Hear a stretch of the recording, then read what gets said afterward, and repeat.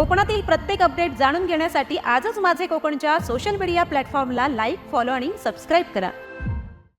शेतकरी कामगार पक्षाचे ज्येष्ठ नेते व माजी आमदार बाळाराम पाटील यांनी आज सपत्नीक आपला मतदानाचा हक्क बजावला. पनवेल तालुक्यातील नावरे गावातील मराठी शाळेत असलेल्या मतदान केंद्रावर त्यांनी शांततेत मतदान केले.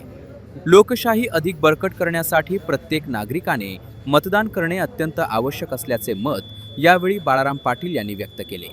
त्यांनी मतदारांना मोठ्या संख्येने मतदान प्रक्रियेत सहभागी होण्याचे आवाहन केले. तर काय सांगाल, प्रथम मतदान तुम्ही केलेलं आहे.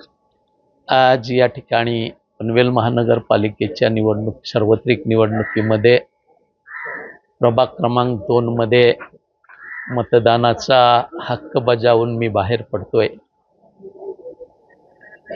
गेले अनेक दिवसांचा प्रचाराचा आणि साऱ्याच निवडणूक यंत्रणेचा आज प्रत्यक्षात मतदानाचा उत्सव साजरा होतोय. मी नागरिकांना विनंती करेन की लोकशाहीचा हा उत्सव आपण लोकशाही बळकट करण्यासाठी साजरा करूया आणि योग्य ते लोकप्रतिनिधी निवडून देऊया. कोकणातील प्रत्येक अपडेट जाणून घेण्यासाठी आजच माझे कोकणच्या सोशल मीडिया प्लॅटफॉर्मला लाईक, फॉलो आणि सबस्क्राईब करा.